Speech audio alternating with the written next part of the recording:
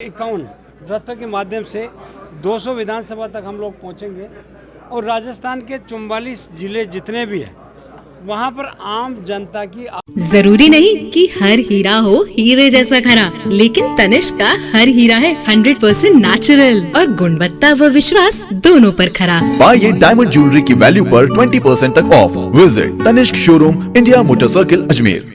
देखिए, राजस्थान में 2023 में विधानसभा के चुनाव होने जा रहे हैं और कल राजस्थान में हमारे राष्ट्रीय अध्यक्ष जेपी नड्डा जी के नेतृत्व में जन आकांक्षा रथ की राजस्थान के लगभग 21 जगह 51 रथों के माध्यम से 200 विधानसभा तक हम लोग पहुंचेंगे और राजस्थान के 44 जिले जितने भी हैं वहाँ पर आम जनता की आकांक्षा, उनकी इच्छा, वो क्या चाहते हैं सरकार से, भाजपा से वो क्या चाहते हैं, इस प्रकार की आकांक्षा पेटी के माध्यम से सुझाव मांगेंगे।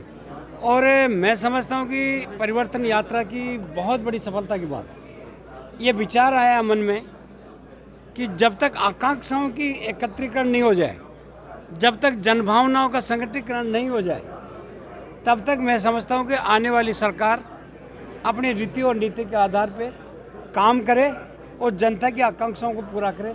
इसी बात को ध्यान में रखते हुए पहली बार आम जनता की राय के आधार पे चुनाव का मैनिफेस्टो राजस्थान में जारी करेंगे।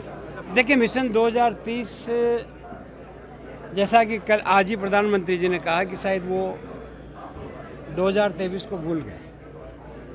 2030 बाद में आएगा, पहले 2023 है। और जो उनका विज़न है वो सिर्फ इसलिए विज़न देना चाहते हैं, जनता को गुमराह करने की उनकी सोच बनी हुई है।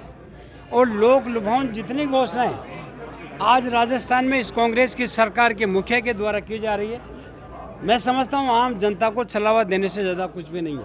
आज राजस्थान की वित्तीय स्थिति को यदि हम देखें तो लगभग 7 लाख करोड़ से ज़्यादा का कर्ज, आउटस्टैंडिंग लाइबिलिटीज़ राजस्थान की सरकार पे है। तो जितने भी लोक लुभावन घोषणाएं जो ये कर रहे हैं, 2023 का एक मुंगेरी लाल का सीन सपने वाला जो विज़न ये देख के चल रहे हैं, मैं समझता हूँ अभी 2023 हमारा लक्ष्य है, 2024 हमारा लक्ष्य है और भारतीय जनता पार्टी चुनाव जीत। हिंडोली, उनियारा, अंता तीनों जगह मेरा दिल रहता है, तीनों जगह मेरी कर्मभूमि रही है। और जहाँ भी मुझे पार्टी चुनाव लड़ने का डायरेक्शन देगी, मुझे निर्देश देगी, निश्चित रूप से मजबूती के साथ चुनाव लड़ेंगे। और भारतीय जनता पार्टी और हमारे राष्ट्र नायक नरेंद्र मोदी जी के विज़न, उनके काम और उसी के आधार पर हम लोग चुनाव को लड़ेंगे और चुनाव जीतेंगे।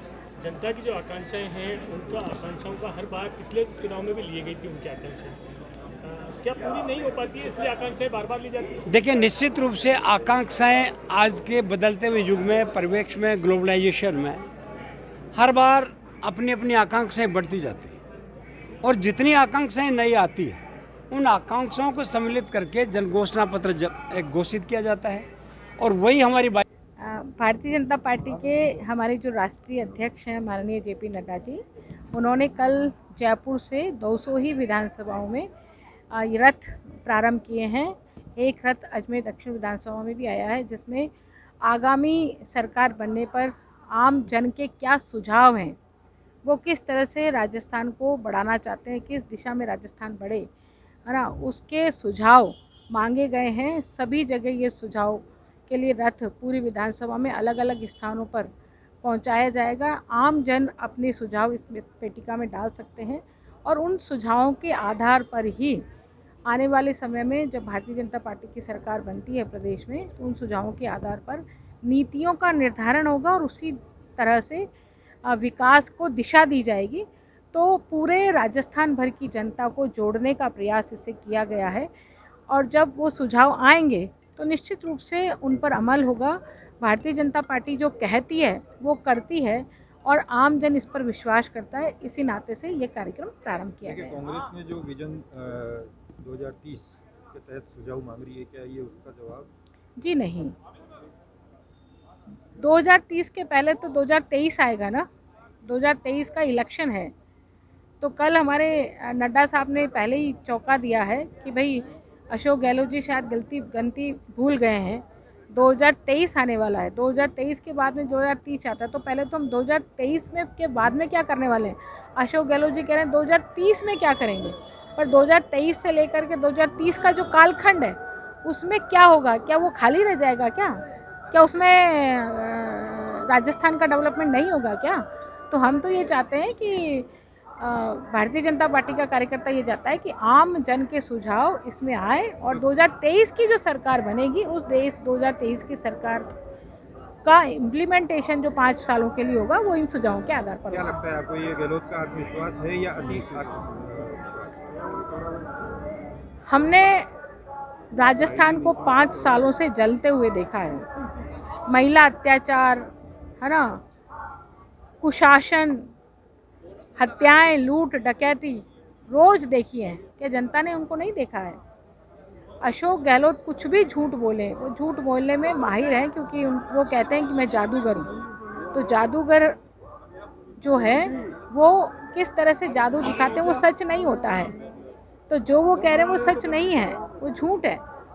झूठ तो राहुल गांधी ने भी बोला था कि हम किसानों का कर्जा माफ़ करेंगे, किसानों का कर्जा तो माफ़ हुआ नहीं। झूठ उन्होंने बोला था कि हम युवाओं को रोजगार देंगे, बेरोजगारी भत्ता देंगे, वो तो पूरा नहीं हुआ। तो ये साफ झूठ है, ये तो लग ही रहा है, क्योंकि पहले जो झूठ बोल चुके हैं, बार बार झूठ बोलते हैं। 70 सालों से झूठ बोल रहे हैं हम गरीबी हटाएंगे देश की, तो गरीबी तो नहीं हटाई। इंदिरा गांधी कहती थी गरीबी हटाएंगे हम गरीबी हटाएंगे, तो आज तक गरीबी तो नहीं उठी।